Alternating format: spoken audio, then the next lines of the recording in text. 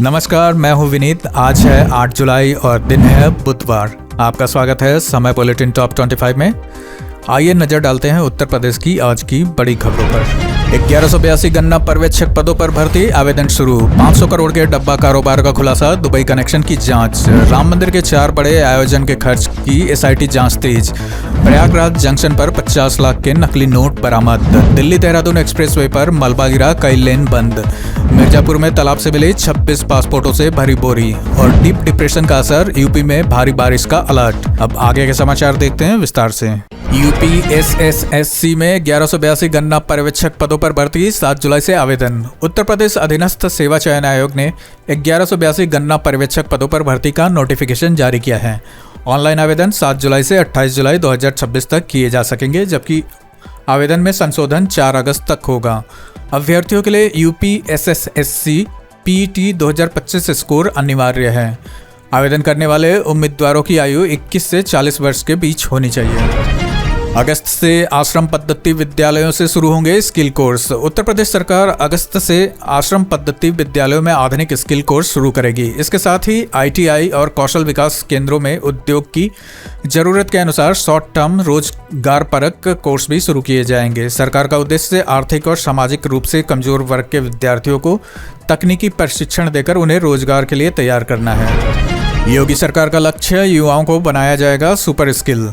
उत्तर प्रदेश सरकार युवाओं को उद्योगों की ज़रूरत के अनुरूप प्रशिक्षित करने के लिए इंडस्ट्री 4.0 शॉर्ट टर्म कोर्स और पर्सनालिटी डेवलपमेंट पर विशेष जोर दे रही है।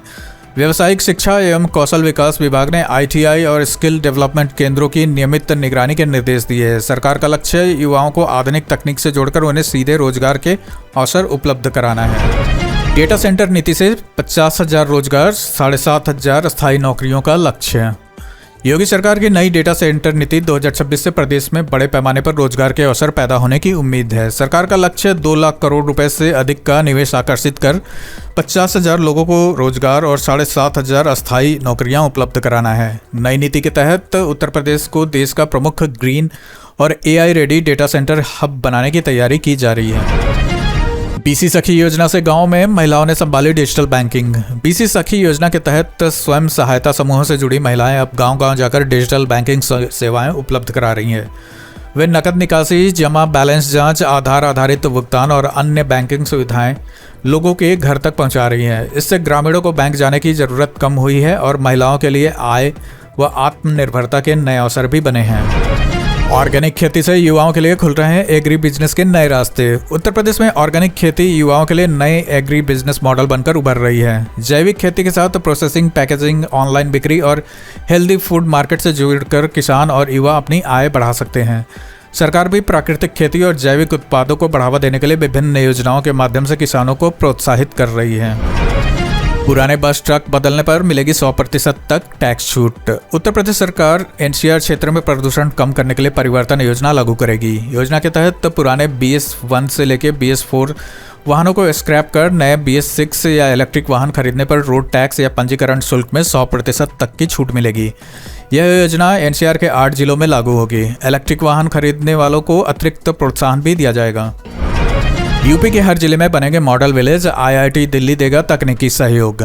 मुख्यमंत्री योगी आदित्यनाथ के गो संरक्षण अभियान के तहत उत्तर प्रदेश के सभी 75 जिलों में मॉडल विलेज विकसित करने की तैयारी है। इसके लिए आईआईटी दिल्ली के तकनीकी सहयोग से बड़े पैमाने पर बायोगैस संयंत्र लगाए जाएंगे। झांसी के पलिंदा गांव में 18 बायोगैस प्लांट के मॉडल को अब पूरे प्रदेश में लागू करने की योजना है। डीप डिप्रेशन का असर, यूपी में कई जिलों में भारी बारिश का अलर्ट। बंगाल की खाड़ी में बना डीप डिप्रेशन अब धीरे धीरे उत्तर भारत की ओर बढ़ रहा है, जिससे उत्तर प्रदेश में मानसून की गतिविधियां और तेज होने की संभावना जताई जा रही है। मौसम विभाग ने पूर्वांचल, मध्य यूपी और कुछ पश्चिमी जिलों में भारी से बहुत भारी बारिश, तेज हवाओं और गरज चमक के साथ बारिश का अलर्ट जारी किया है।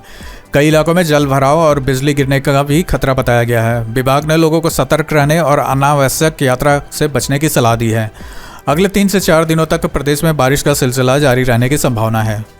जौनपुर में ग्रामीणों ने चंदा जुटाकर खुद बना लिया लोहे का पुल।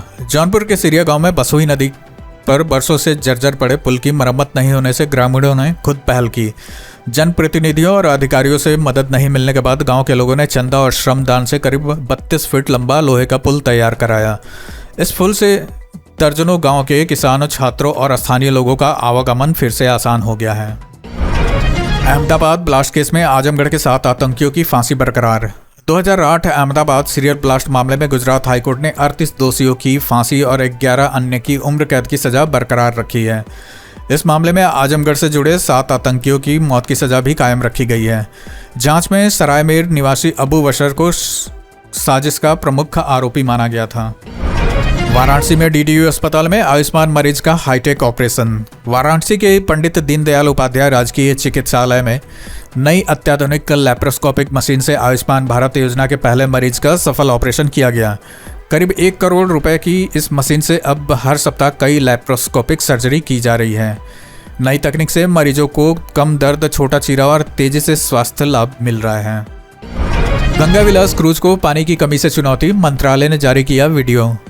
वाराणसी से डिब्रूगढ़ तक चलने वाली दुनिया की सबसे लंबी रिवर क्रूज एमवी गंगा विलास को गंगा में घटते जल स्तर की चुनौती का सामना करना पड़ रहा है। इस बीच भारतीय अंतर्देशीय जलमार्ग प्राधिकरण ने क्रूज यात्रा का नया वीडियो जारी किया है। यह जलमार्ग भारत और बांग्लादेश से होकर गुजरता है तथा देश की संस्कृति, पर्यटन और जल परिवहन को बढ़ावा देता है। मायावती ने राम मंदिर और बद्रीनाथ चढ़ावा मामले में जांच की मांग की। बसपा प्रमुख मायावती ने अयोध्या राम मंदिर और बद्रीनाथ धाम में चढ़ावे से जुड़े मामले पर प्रतिक्रिया देते हुए दोनों ट्रस्टों के शीर्ष प्रबंधन की निष्पक्ष जांच की मांग की है। उन्होंने कहा, यदि जिम्मेदारी तय नहीं की गई तो भविष्य में ऐसी अनियमितताओं की पुनरावृत्ति हो सकती है। उन्होंने सरकार और एसआईटी से पूरे मामले की गंभीरता से जांच कराने की अपील की। राम मंदिर के 4 बड़े आयोजनों के खर्च की एसआईटी जांच तेज।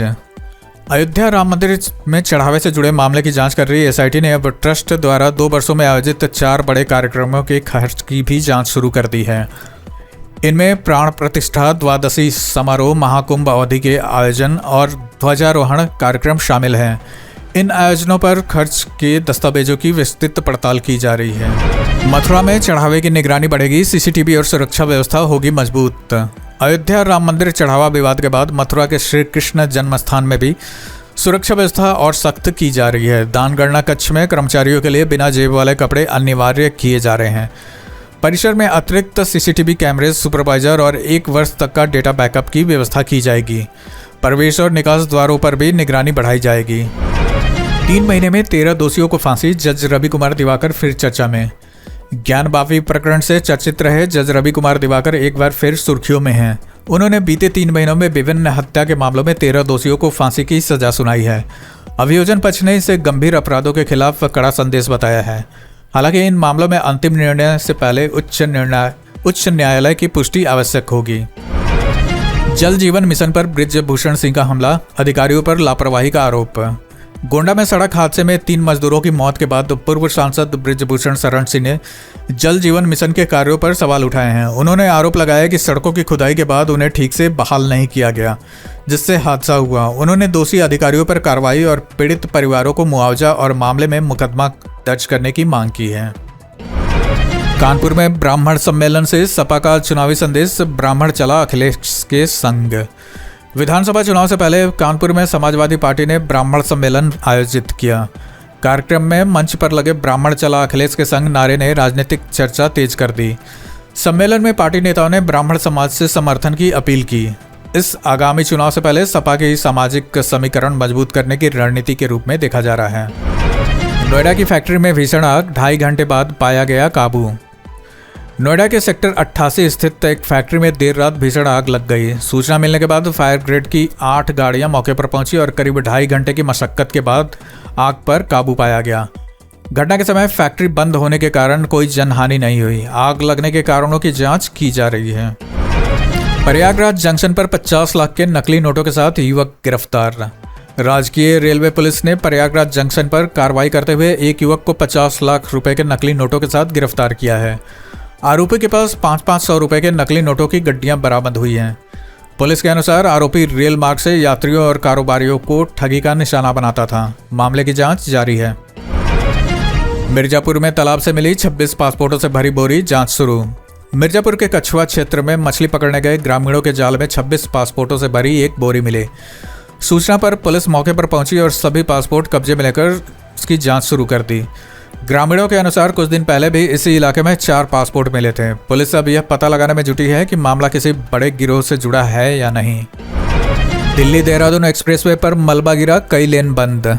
लगातार बारिश के बीच दिल्ली देहरादून एक्सप्रेसवे के वाइल्ड लाइफ कॉरिडोर पर पहाड़ी मलबा गिरने के बाद कई लेन बंद करनी पड़ी। यातायात को वैकल्पिक मार्ग से डाइवर्ट किया गया है।